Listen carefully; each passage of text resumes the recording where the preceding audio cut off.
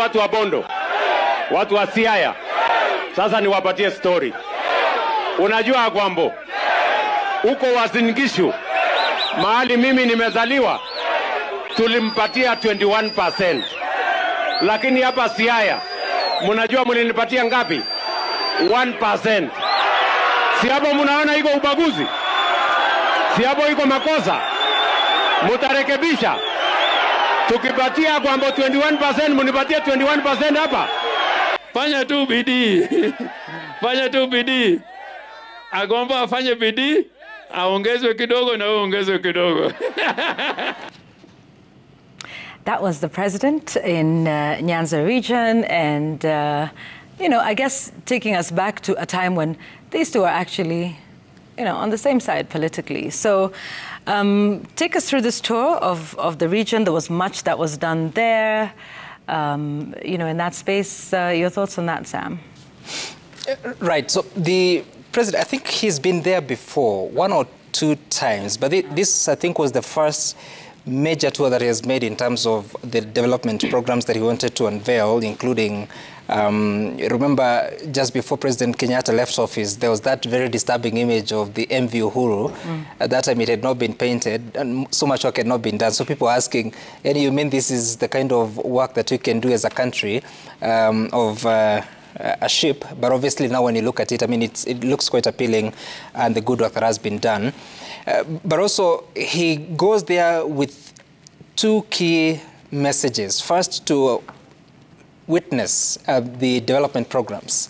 But secondly, to also give a hand, I mean, stretch his hand and say, well, we may not always get along politically, but we've been here before. We've been on one side, which he quite executed very well there, including with a joke from the governor of Siaya. But then again, he's also very alive to the numbers and looking ahead, because if you look at the statistics of 2022 election, the biggest challenge that Raila Odinga faced, especially in Nyanza region, was the voter turnout, because that time the voter turnout was about 71%, coming down from 83% in 2013. But then again, even with that lower voter turnout, 95% of the votes from Nyanza region went to Raila Odinga. But William Ruto, of course, getting much of the balance of 5%. But then again, he made quite an inroad in Migori County, for instance, because out of all the votes, 15% of the votes went to William Ruto, majorly from the Kuria side. Because of, and if you to look at even representation in the House, you'll actually see the evidence of how that happened. So he is a president who is very keen that, yes, he has a responsibility to serve every part of this country, but also reaching out to the rest of the region. And he has done this, and he did so successfully in Mount Kenya in the last election, because you remember that despite the fallout between the 2 leaders, he went to the Mount Kenya and camped there almost on a weekly basis. Remember during the campaigns that he would be there several times. In one single county, he would do even 2 trips, for instance, the counties of Kiambu and Nakuru. So that sustained presence, you can see already the initial steps that are happening in the Nyanza region. Obviously, he has his eyes set on the target, which we'll be seeing more of it in the coming probably months and years. But again, that unveiling those programs, development programs, is just an inroad for him to really get to the hearts and minds of the residents there. And Yvonne, the president's comments telling the people, nipatie mimi pia 21%, had come at the back of a statement that was made by the Siaya Governor James Orengo about the place of multi-party in this country, because remember one of the issues that Azimio are complaining about is the fact that there's a bit of cannibalization of the party. So maybe you can listen to what James Orengo says, and then we continue with the conversation. The President, I appeal to you not to destroy multi-party. Not to destroy multi-party. Not to destroy multi-party. Namwambia my brother James Orengo, asikuwe na wasiwasi. Multi-party itaendelea. Ndio. I must congratulate my predecessor, President Uhuru Kenyatta, for his foresight in coming up No, we will come to that statement by the president about his predecessor. But the one before, the issue about multipartyism and the complaints that's been there from the beginning with Azimio, even the bipartisan talks. Because remember, after the elections, there were several members of parliament, senators, who crossed over and joined Kenya Kwanza, even from Jubilee, who were part of Azimio in the elections. So that issue about cannibalizing parties, mnachukua watu wetu kwa nini, and all that has come up quite a bit. In fact, it's one of the issues that were discussed by the dialogue committee. So the president, amesema multipartyism itaendelea and all that, and that's important. But remember, in this same meeting in Siaya, the deputy president was there. And at some point, he was asked to speak. And this is now the background of the deputy president making the shareholder remarks we were talking about. And then now the president, I think, is the one who called out, so the deputy president spoke. Maybe we just listen to what the deputy president was saying when he was in Bondo, akisema amewatolea kofia watu wa Bondo.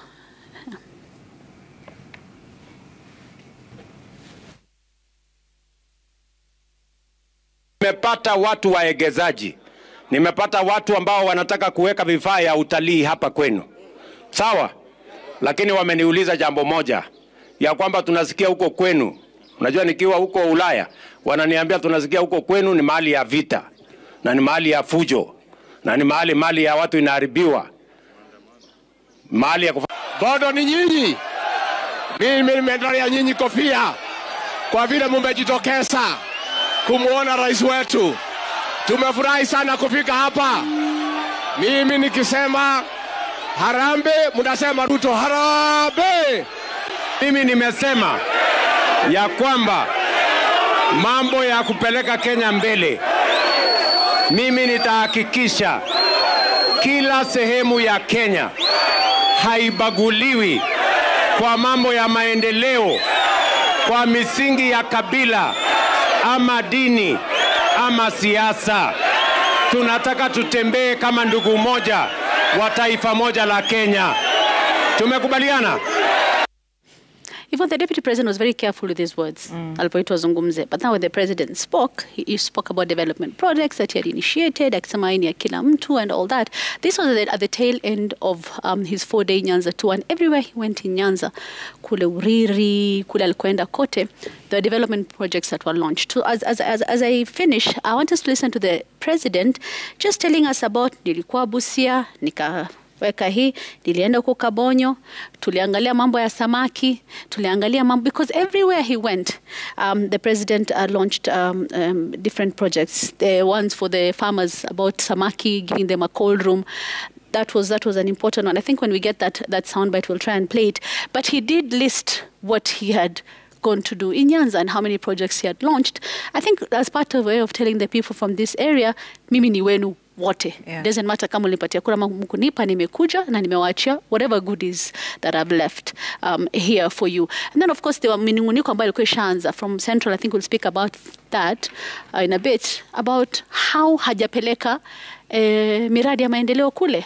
And it kind of reminds me of, I think it was in 2019, I think it was at the end of the year, it was at the end of the year, kuingia mwaka mpya, where there was a complaint by the then Moses Kuria, was a member of parliament, akisema hakuna development projects hapa. What is Uhuru Kenyatta doing? He's not doing anything for the people of Central Kenya. And Uhuru speaks a few days later saying he's been going around the country kufanya maendeleo. So hii issue ya maendeleo katika eneo moja au nyingine is not the first time that it's coming up as an issue. Yeah, and of course he would have to tie the issue of development into this, as he has done everywhere around the country. But you know, these are the circumstances that prevail in the country as he was making this trip to this region. So there was the National Dialogue Committee, you know, that is now, I think, concluded the public hearings and is now retreating into report writing. There is, you know, the ODM MPs who have pledged to work with the Kenya Kwanza administration, who are being termed as rebel, and, you know, there's the processes that are ongoing in their party to censure them for pledging to work with them. There was also also the issue of the Sondo clashes. So all of these things that are on the backdrop, and that's why you saw Senator James Orengo addressing that issue of the opposition, because it's governor. Yes, I'm sorry, he's governor now. Okay, so addressing all of these issues. So what is this message that then he has to give at this point, considering the sort of bedrock of issues that pertain to the country and the region at the time of his visit? Look, there's first the whole atmosphere of the trip by the president to Nyanza. And just from observing every stop he made, it was well received. The crowds were energetic. And there were no incidents, basically, in terms of how this went. So I think he had a good time. And I think this was a big score for the ODM rebels that had booked this date with the president to come to Nyanza. But looking at that crowd again, in every stop, whether it's Homa Bay or Bondo, there's something that can be said about the crowds in Nyanza, and that is, other than the energy that they display, they also tend to exercise some. There's a balance of power in a rally, basically, because you can see that the politicians are physically and visibly under pressure in what they say, how they say it, and the crowd engagement is there. And so there's that balance of power that you don't see in other places where politicians tend to talk down at the crowd. And it's something that President Ruto came through quite well, and that is the charm offensive that he turned on. Mm-hmm. And I just want us to listen to him recalling his days in ODM and how they started out with the Wanga and others, and why he was coming back to Nyanza in our bite there. I think it's number 7, Robert. Mimi kama gavana Wanga ni gavana ambaye amechaguliwa katika chama cha ODM, na mimi ni mtu wa baba, lakini katiba imeandika serikali ya chini ifanye kazi na serikali ya juu. Hiyo ndio maana nimefika hapa leo kukukaribisha. Mimi nataka niwahakikishie ya kwamba tutaungana na tutashirikiana. Tumekubaliana sisi wote ambao tuko viongozi, wale wa ODM, wale wa Azimio, wale wa UDA, wale wa Kenya Kwanza, sisi wote ni viongozi wa Kenya. Tutashirikiana ndio tuweze kupeleka mambo ya taifa letu mbele kwa maendeleo na miradi na mipango ya maendeleo.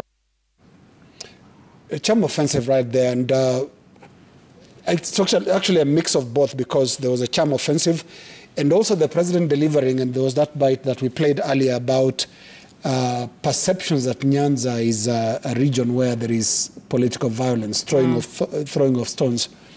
This is something the president has said away from Nyanza before. And he takes this message to Nyanza, to the crowds there, and saying that, we need to change these perceptions that we are stone throwers. And I think we have the bite there, talking of wawekezaji, wanataka kuweka utalii hapa kwenu. Yes, let's listen to the president there.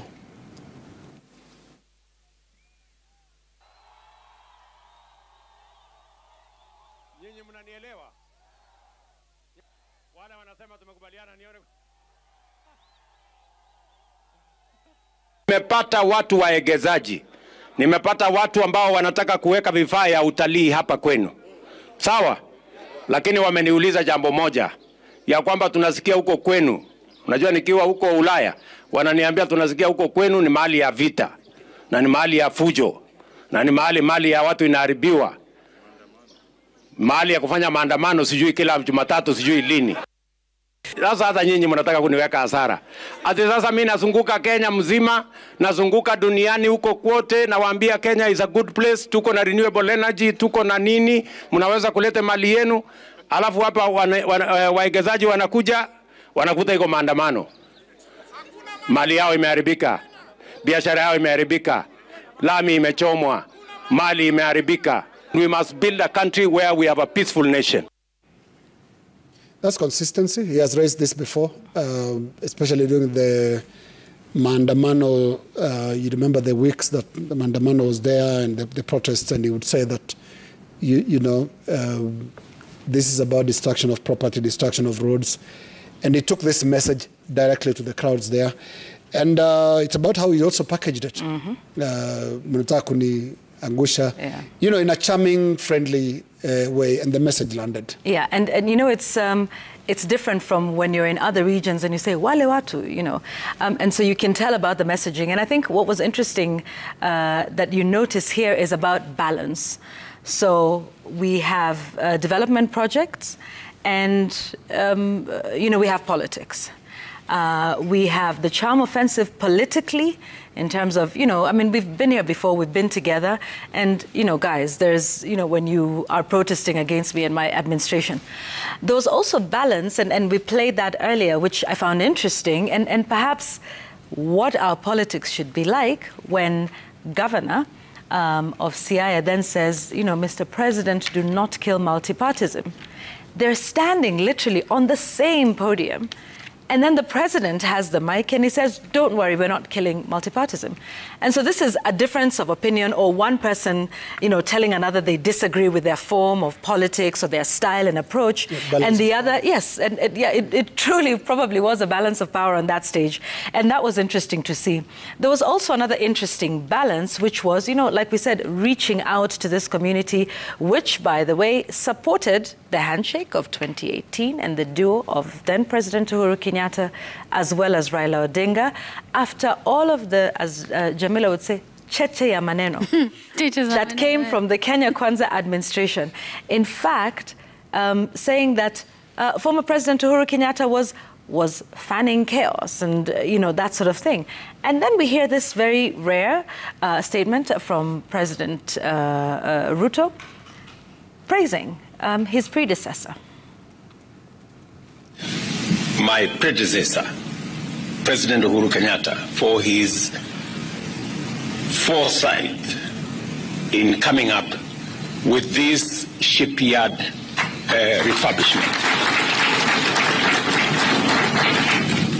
When one morning he asked me for us to visit Kisumu and see what the military could do, when we came here, it was a heap of dirt, wreckage, and old buildings. To see what we are seeing here today is phenomenal. So, that's an interesting one. The Kenya Shipyards Limited obviously started under the previous regime and is now the idea to build our own ships in the country as opposed to, importing them. So, what do we make of this, Linus? Quite a moment there, Yvonne, because I do not recall any one instance since the president came to office that he has referred to his predecessor in positive light. They've been very harsh, saying he did nothing. And remember, it was a narrative that was also sold in the campaign that Uhuru Kenyatta never delivered anything. He never did any development projects. He had all these things that he did wrong, over-borrowing, and things like that. And here, in the shipyard in Kisumu, he says, I pay my tribute to my predecessor. And there's something there about the space of perpetuity in government. Governments come and go, and there should be some continuity and some level of decorum and some level of decent relationship between present and past leaders. I don't know whether this will mark the moment, the beginning of that kind of attitude, because in terms of Uhuru Kenyatta and the duo of Ruto Gachagua, this was a very interesting week, because before that, in an interview with our sister station, Nora FM, Deputy President Gachagua had also spoken of Uhuru Kenyatta as still our son, and things like that. So I don't know whether to what to make of this, except call it a turning point, considering how hostile they had been to the former president. Yeah, and I think just as a final thought, it's interesting that it is coming now as we, the 60-day deadline is looming for the National Dialogue Committee talks, and the whole idea of that is to, sort of try and figure out a way out of what some would term as a political impasse in the country, and, sort of trying to move the country forward from that. That'll be an interesting thing to see in the coming days, no? Yes, of course. And as we exit from that, I mean, it is also crucial because today the president was in Turkana. You're not hearing the sort of excitement that was over the weekend transitioning into the new week. So clearly it can tell you where Nyanza stands in terms of the political landscape of this country. And also, especially looking at, because there has always been this narrative that certain regions have been marginalized when it comes to development programs. You will recall something that we should not miss out here, that part of the problem that really caused the rift within the Jubilee Party, the ruling party that time, especially within Mount Kenya region, is that they felt that after the handshake of March 8th, 2018, March 9th, no? 9th of March 2018, yes. The argument was that, yes, they participated so dutifully to elect an administration, but then the development programs were all taken to Nyanza, which is not exactly factual. So that was the breaking point. So at this time that now the president is trying to have a national approach in his development tours, but also what he's doing with the local leadership, it is something to really think about. I saw some conversation that Gadeno Mushomba from Gituku constituency was having, and sort of complaining that already it's just been just over a year, but there are certain concerns that the Mount Kenya region would have that are not being addressed, they're not being taken care of, including talking about certain resources that are being used to revive certain industries. Sugar mills versus the coffee sector. So people saying that, yes, you're now investing into the sugar sector itself, forgetting the coffee sector, which is largely Mount Kenya and parts of the Rift Valley. So what exactly is going on? Is it that the vote that was in 2022 is being taken down the drain, quite literally? Sagana River is what she says. So it is going to be very interesting how the politics are going to work this time. But then again, when you look at even the contribution of counties and the regions to the national economy, you can clearly see that there's more production in areas that have been properly supported in agriculture, in infrastructure, commercial kind of businesses. And unfortunately, these are more in the urban areas. If you had to look at where Nyanza region sits in as far as the contribution to the national economy, then apart from Kisumu, the other counties are struggling, actually, because if you look at Nyanza region, it's contributing about 9.5% of that to the national GDP. So that's an average of about 1.5% for every county that is there. So Kisii and Kisumu County are contributing the lion's share, which is just over 3 billion shillings, 3% rather. So really, it shows you that there's a challenge, especially in the distribution of wealth across the country, but also when it comes to the devolution or distribution of what would be the resources that are generating wealth and economic capabilities of different parts of the country. So I think for me, the current administration has to do everything they must to ensure that every region feels represented when it comes especially to matters that are to do with the investment. Because at the end of the day, when the economy is doing badly, it affects everyone, regardless of where you are or regardless of where you voted. Yeah, indeed. A rising tide saves all ships. All right. So it is time to wrap it up. Jamila, would you... To jump our boss nafasi